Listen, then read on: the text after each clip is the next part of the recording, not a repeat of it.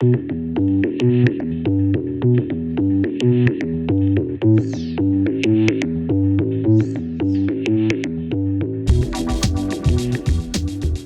how's it going? Welcome to another episode of Lost Like Mike. I'm your host, Mike Gonzalez. Thanks for subscribing. Thanks for dropping by, hanging out for a little bit. Thanks for all the messages at lostlikemike@gmail.com. I just came from getting a haircut, and I was just washing it out, all the little hairs and whatever, and haven't figured out what I'm going to do with it. So I go to one of those chain haircut places. Okay, I'm not here to advertise for them, so I'm not going to name any names.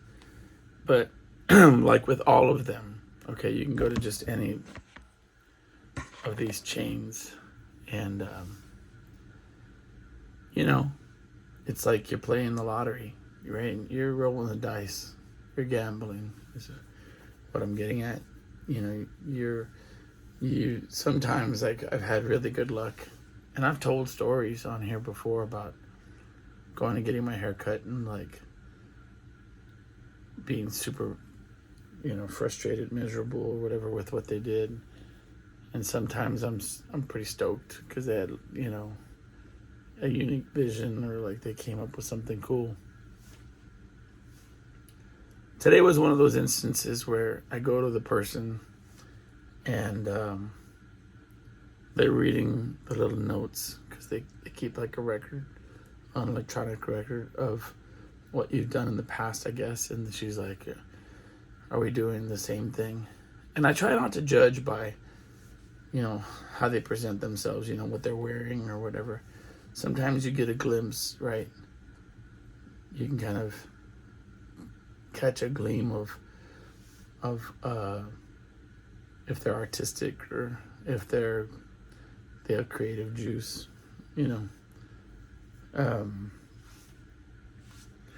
Anyway, but I'm not gonna get into all that today with what they look like or what I felt like when I saw them, other than to say that my first impression was just I don't know what to expect from what's about to happen. But so she starts looking at this little notes or whatever, and right away she starts saying, okay, you sure you want to do that? You sure you want to undercut here? You sure you want to? And I'm like, dude, just say what you're trying to say, man. Like, if you're like thinking it's a stupid idea, then I'm not gonna hate you for it or like judge you for it. I'm gonna go with whatever. I'm gonna talk about it. I kind of like that. I don't know what the hell is going on with my hair today. I kind of like that idea. I'm just gonna mess with it and make it look stupid, so I don't think about it at all. There.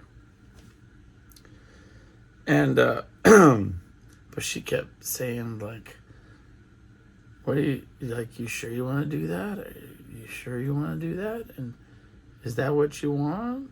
Is that what you want? And I was just thinking, man, do you know what? I did know what I want, before I sat in this chair and you got in my head, you cuckoo person. So anyway, so then I felt like I was sticking to my guns more than I was paying attention to what I wanted. She wanted to cut off everything on the top, kind of butcher at it. And I was like, no, like I was trying to remember the words of the lady that I had the time before, because I really liked her. But that's the problem with going to these places, because they're so transient. 1 minute they're there, 1 minute they're at another location, 1 minute they quit because it's not their bag or whatever. But I don't know. I find that the time that I'm obsessed with the results of my crappy haircuts, like, consumes me to a level that I'm not comfortable with. I guess they would argue you get what you pay for, but I looked at the little screen. I had a coupon, you know. I'm not frugal because whatever, but it was going to be a $20 haircut anyway. I'm like, why not just spring for the extra money and get a haircut with, like, you know, somebody that I'm going to walk away being like, yeah, that was a pro barber or whatever. Anyway, enough about that. I'll just leave that where it lay. So, yeah, it was just fresh on my mind because I literally just walked in and rinsed the little hairs off my head. I wanted to do a true confession real quick, get something off my chest. The other day I got home from work and I didn't know why, but I was in this little bit of a bad mood, right? I'd gone to, you ever go to those pharmacy, like drive-through pharmacies, like the grocery stores have them, you know, where they have 2 lanes. One is right next to the you know, like it's kind of like going to a bank, right? If you could picture going to a bank drive-through, and you have the 1 lane that's right next to the window of the bank, and then you have like the ones next to those like chutes that you put the thing in the chute and it goes up and around and they send it back and whatever. Okay, well, banks are really good at it, okay? Most of the time. Like where say you've got like 3 cars in one lane and 2 cars in the next lane. They kind of go back and forth between lane A and lane B. Lane A, then lane B. Back and forth, right? And it's just the way it goes, you know? Even if it's just the way it goes, like even if they have multiple tellers, it just seems like that's the pattern, right? They pay attention to that, at least in my experience. But for some reason, I go to this one pharmacy at this grocery store, and I go through the drive-through. You know, and it's not about being lazy. It's about parking at the damn grocery store because you don't want to, you know, it's a pain in the ass to park in a grocery store and then you're walking or whatever inside. And, you know what I mean? Like, maybe it's a little lazy, but at the same time, whatever. But in my recent experience, every time I go through the drive-through of this pharmacy, even if they have multiple cashiers doing it, it's just anarchy, okay? And I'm not being dramatic. It's like I get in one lane, and then lane A takes 3 people, and then it takes lane B. You know what I mean? It's like, it's frustrating. So you're sitting there in lane B, and, you know, it went one, and then the other, and then it just sits on one. And I can imagine there's unique cases, but that's the same as the bank. Some people want to do multiple transactions. Whatever, I'm not going to bitch about it. I just went recently, and so that was kind of like, I was a little bit agitated. You know, and I try to let it go. I don't know if I told the story about 3-hour traffic. I was stuck in 3-hour traffic the other day. I did, I'm sure, because it was so impactful. I felt like a Zen Buddhist. Like I was so in a blissful joy in my unneededness, right? But sometimes it's hard to get to that place. And so I guess it was the injustice or the feeling of like, that's a big theme in my life, of feeling like unseen in situations where it's evident, right? So in this instance, I'm next in line and they decide to go to the other person, you know, or whatever. But anyway, so I get home and I get into an argument with the wife, okay? But that's not the confession. That's just the thing that happened. But she said that I snapped at her, and then she walked away. And the next day, it all came together. Like, it made sense. Like, okay, so I watch TV shows on my phone, right? And on these TV shows, my platforms have commercials. And there was this commercial, and so there's not like 50 commercials, right? Like, they rotate the same 2-3 commercials all day if you're watching this program, right? So there's this one commercial that plays on rotation, and basically the gist of it is that there's this guy, and he's like, oh, I forgot, you may forget something when you're at the store. And the guy's like, I forgot to get my medication, my wife's medication, right? And then the wife comes from the side of the screen, and she goes, he's butchered the joke. It's not a joke, but it's just telling the story. He says, we forgot to get our medication. And the wife comes from the side of the screen, and she says, we forgot. And he says, I forgot our medication, okay? And then the next scene, he says, are we good? And then he looks at the wife, and she goes, we are good. Oh my God. And it's, it's no harm, no foul. It's like not even a big deal. It's like this simple interaction between these people on this commercial. But after you see it like 10 times or like 20, whatever many times, I just, and if it's playing on the car, because the audio from the TV show plays on the car when you're driving, right? So you could just turn the volume off during the commercials and then kind of pay attention and turn it back on when it comes back on, time it to about a minute and a half or but if not, if you have an earbud in or something, it's just, you're just like, prepare for that 1.5 minute of torture.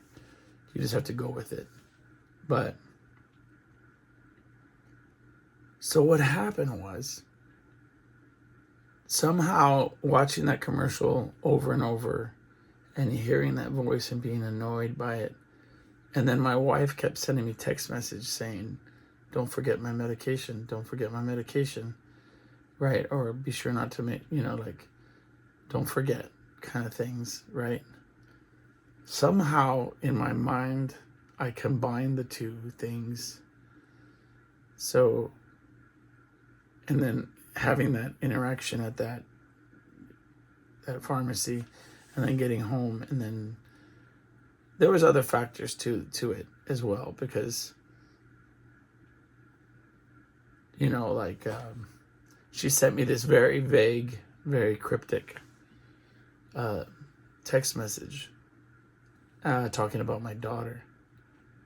Like, we'll talk about it when we get home, or I can't talk about it right now, and there was like the use of letters and stuff, and I mean, of course, because it's a text message, I'm saying, but like an acronym of some sort that I didn't understand.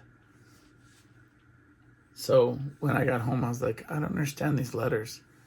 And she sort of like snarkily said something to the effect of, I said I don't want to talk about it right now, or something, And so the culmination of all of that BS, and then her saying that, I snapped and I said some, right? And it wasn't until the next day when I was like, idiot, like, why was I like influenced by a commercial, and why was I, it's completely out of character. I was just like, yeah, I apologize pretty hard for it, but I just wanted to say that,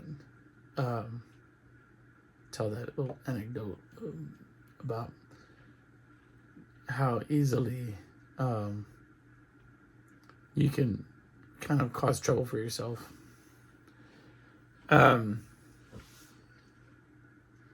So tomorrow I do these shows on Wednesday. Tomorrow's Halloween. And in my conversations with my mom, she was saying, do you remember? She said, look back. Like, she said, what, do you have any good memories of Halloween? And I thought, man, she's like, think about photographs when you were a kid. Like, well, tell me, like, do you have good memories of Halloween? But automatically when she said that, I jumped to when I was raising my son, right?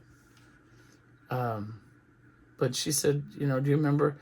And I remember, like, if I base it on looking at the photographs, I really don't remember a ton. I have a vivid memory of my mom. She used to work at an Air Force base. And they would have, like, so one year for Halloween, she brought home this tubing that was like in coils. It's a bright red coils. And like rubber tubing. And I told her that was one memory I had when she put them on my forearms like I was a robot or something. And I think I must have had a mask.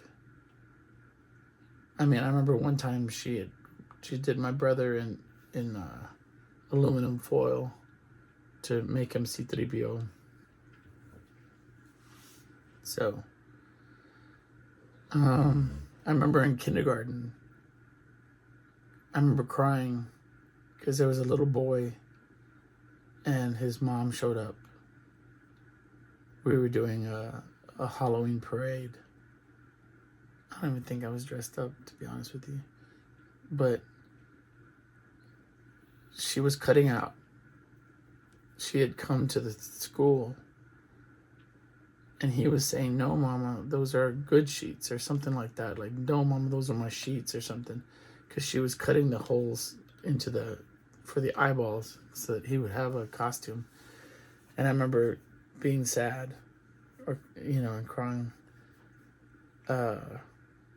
Just like that kind of, like I felt for him. But, yeah, I remember one year, I dressed up. I had these, like, I was like supposed to be like Steve Ray Vaughan, but like, I had like these electric purple, I was in like the tween years or something where people were saying, kind of like, you're too old to be trick-or-treating, you're too old to be out there. And I remember walking to go trick-or-treat or something, and a car driving up and spraying me with a water gun. I mean, that was I guess somebody was pranking me. But I already felt ridiculous because I had on this like cowboy hat, like trying to, I don't know what that had to do with Steve Ray Vaughan, but, and like this goofy shirt and purple and black pant. It was a bad thing. It was a bad all around. I don't want to talk about it. But I remember, already being bummed because I had that in my mind that I was too old to be doing it. And then legit there it was. One of my favorite, I think I told this one on the show before, but I remember one year, I guess I don't know the circumstances that led up to it. Like, I didn't have friends or what the story was. I remember just one year, nobody was doing anything on Halloween that I knew. And so I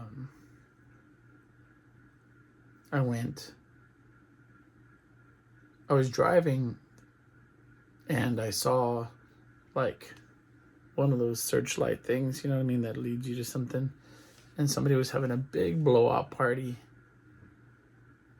And I was like dressed up like Karate Kid or something. Anyway, and so I went into this party. I didn't know anybody. And I just remember I chatted up an Eminem for the whole night. And then disappeared. Like I didn't exist. It was probably one of the most fun at Halloween misadventures I'd ever been on.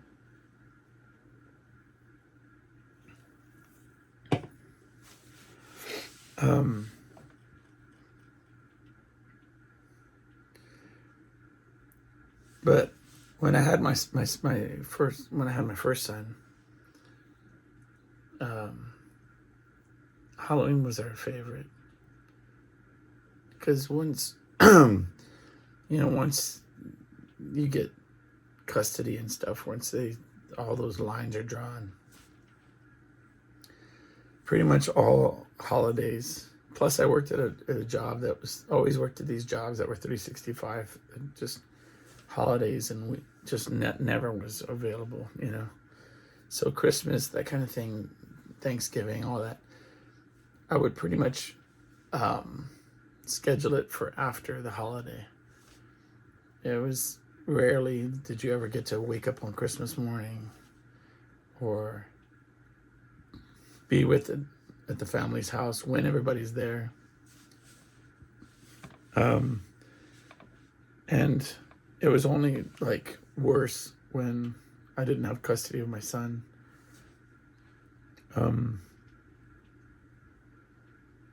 The truth is, he had little cousins and stuff that he would go see on his mother's side. So I was always kind of trying to let him have that because I had that when I was little.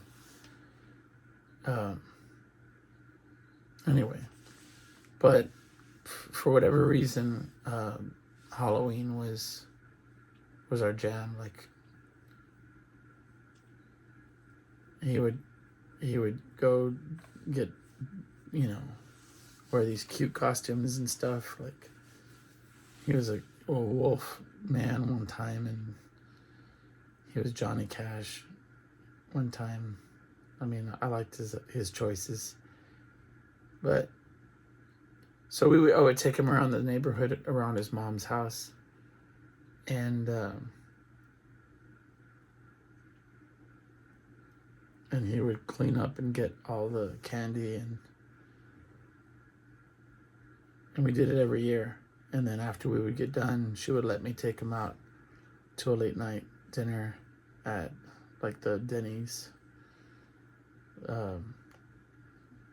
or the Gyms. They have a place called Gyms out here. It's like a diner kind of thing. And we would hang out in his half makeup or, worn out costume. And we would just have fun and tell jokes and hang out. And then one year, we did it. We went out, and he was getting to that border age, And then his friends would come over and hang out for the rest of the time.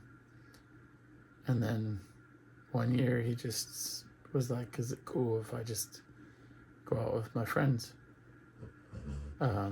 That's my dog on the ground snoring, or that one snore. But she's not mad at me, but the dog's laying in the room with me because right before I started, she was barking at the open window. And if you've ever listened to an episode where she starts getting going with the barking, so I went out there and told her, not today, buddy. I closed the windows, the shades, and she came in here and argued with me for a minute, and then she laid down in front of me. So good girl. Um,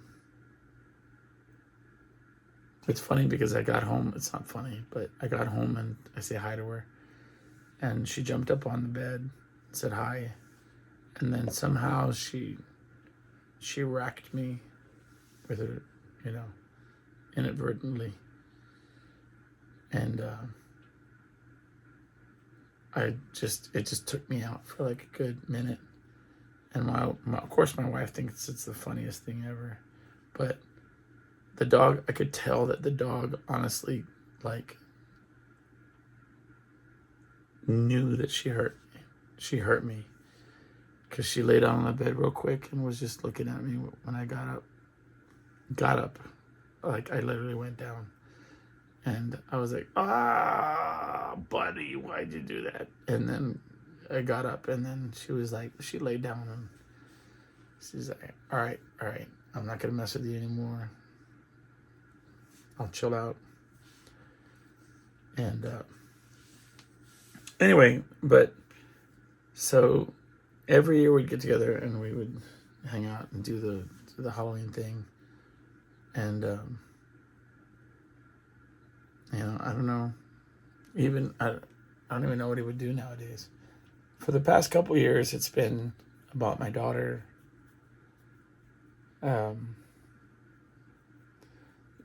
I always say this about the second time around, kind of, there's such a wide age gap between my son and my daughter that I see it all kind of, the first time around, you're sort of figuring it out as it goes, and you're seeing like, it's a great experience, right?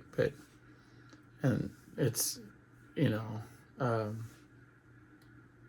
was kind of sidetracked by the fact that his mom kind of came in, and we just kind of didn't make it. So there was that wrench in the relationship, and it was very difficult to enjoy. Everything was a struggle to have memories like that. But with my daughter, it's like it's bittersweet because I know the finite amount of times that this is going to happen, and I know that like as the memories are happening,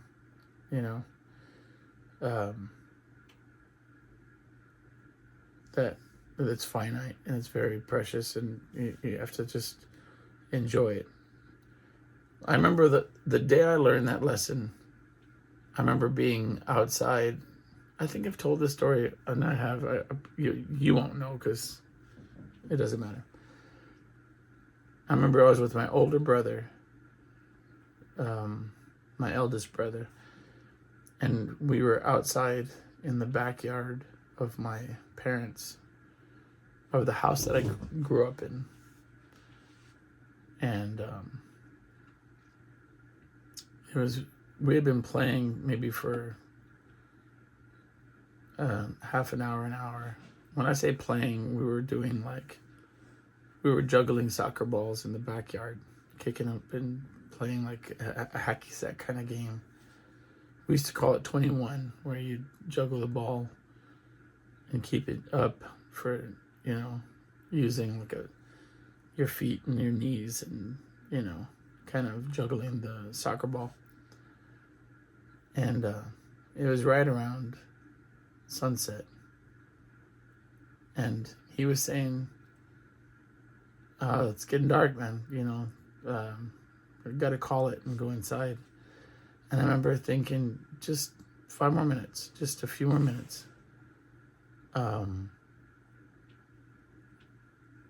I remember feeling like it was going to be like the last time. Like it felt like, I don't know, it just maybe because it was happening fewer and far between the times that we were going out back and hanging out and playing,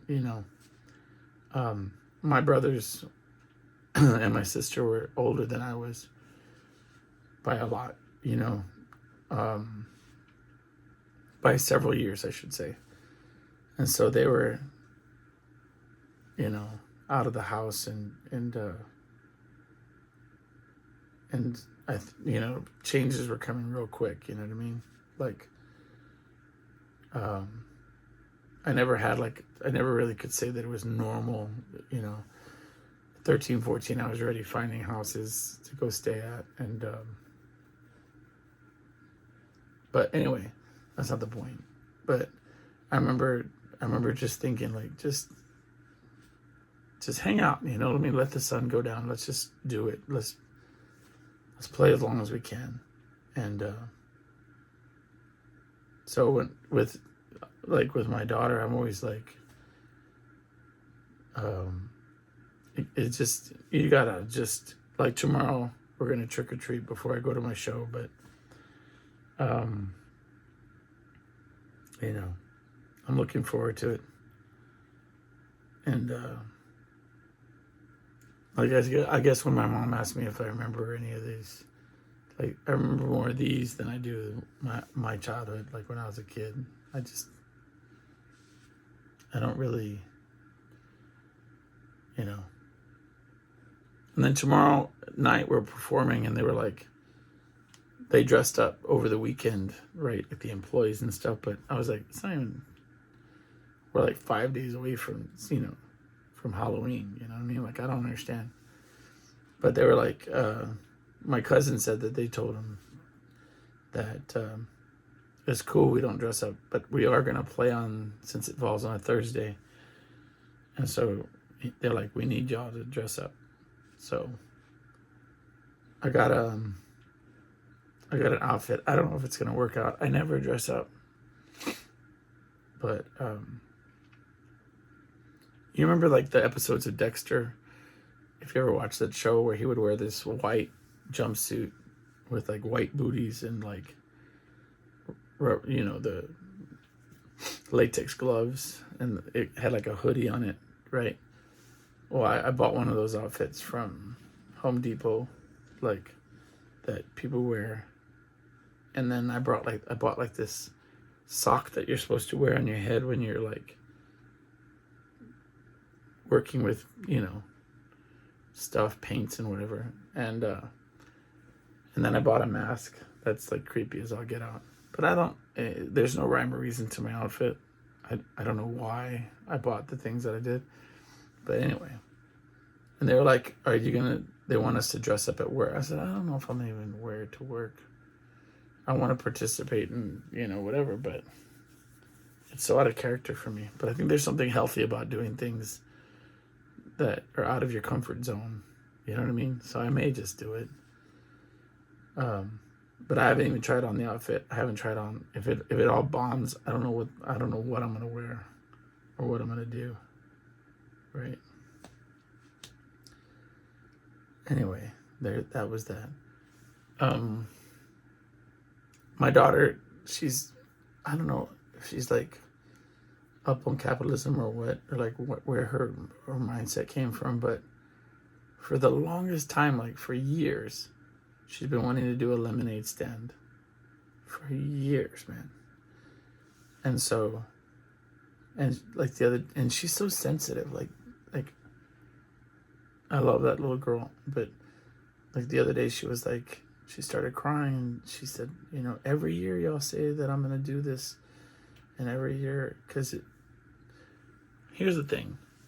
We were attaching this idea of having a lemonade stand with having a garage sale. And for whatever reason, we just, it never comes to pass that we have this garage sale, right?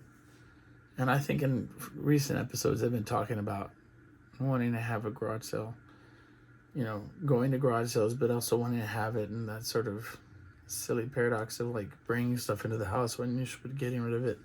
Anyway, well, we were accumulating this giant pile of garage stuff that we were going to sell.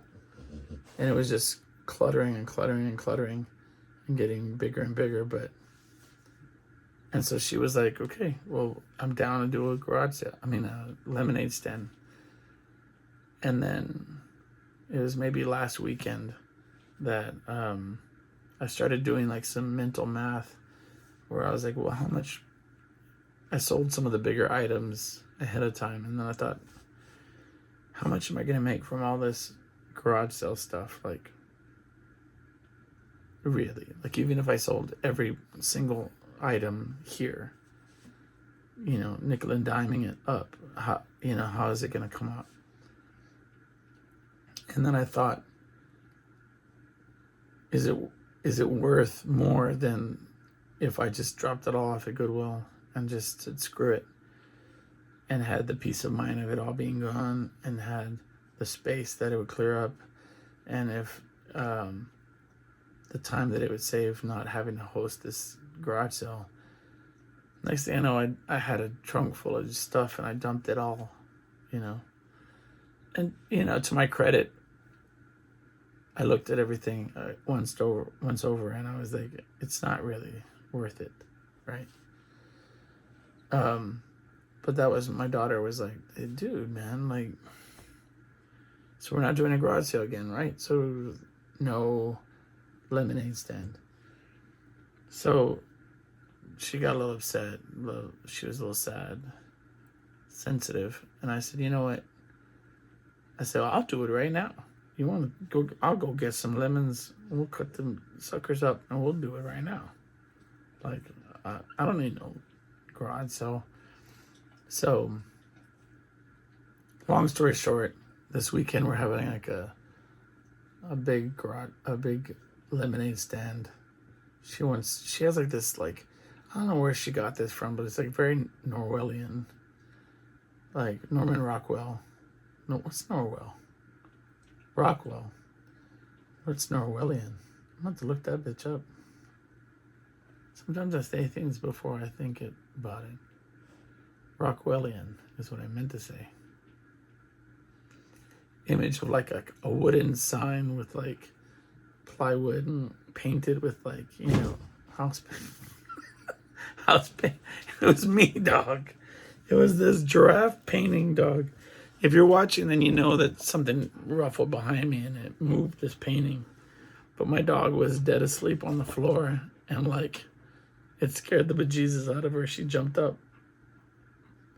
I wish I could show her to y'all, because she went to the dog groomer, and for whatever reason they painted her ears and her tail purple, and the backs of her legs. Whatever, dude. I don't know why they did that. But anyway, back to what I was saying. So she wants like where the lemonade is misspelled and it says, you know, backward 50 cents or whatever, however it works, which I don't think is like funny anymore. Back when you're you know, like on cartoons and stuff, they used to have like misspelled signs and letters backwards, but my daughter actually has dyslexia, so it's kind of like not a funny joke, or like, you know what I mean? Like, for me to even say that, but I didn't mean that. I just meant like it was going to be like some kind of stereotypical sign that a kid would have with a lemonade stand if you were circa like 1950. Whatever, dude, don't judge me. So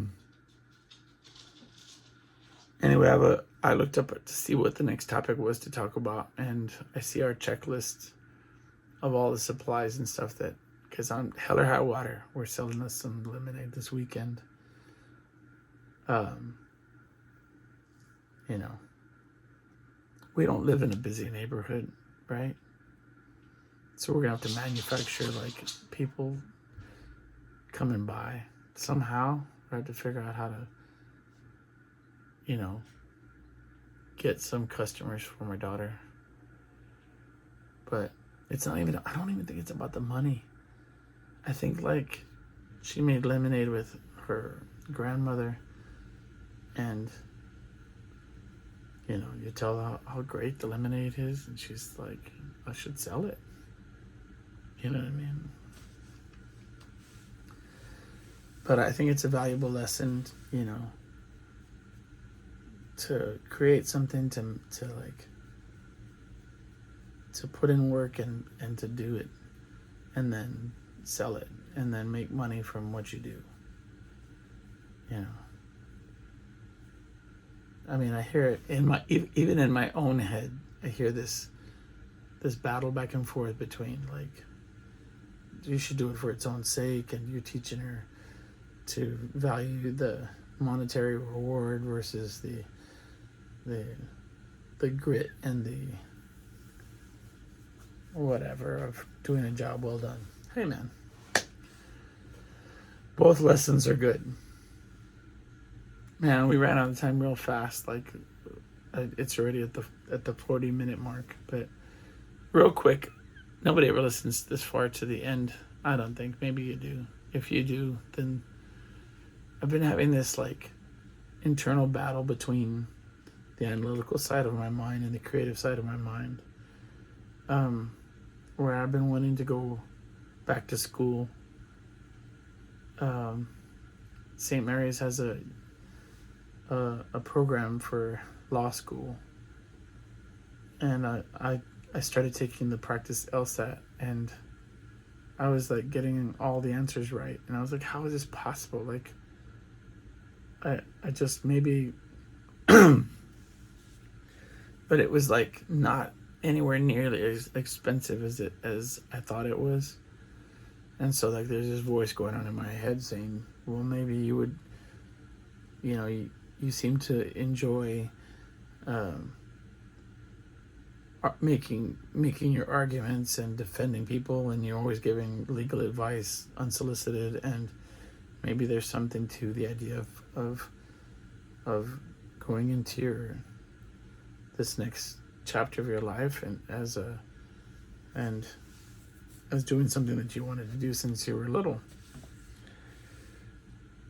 But I think at the same time, on this other side, I've been thinking about putting a band together and trying with everything that I've learned on, and getting some musicians that are down for what a vision that I want, and like, and I feel like I always do this. Like whenever I start getting close to like a creative, inspirational sort of pinnacle crossroads of like, or just like an apex of creativity where it's like something's happening. I can feel it brewing. At the same time, it is that kind of crossroads where the other way, I have sort of a realization that that I have been given a gift, in that I haven't cultivated by any means, but that I enjoy thinking through problems, and I enjoy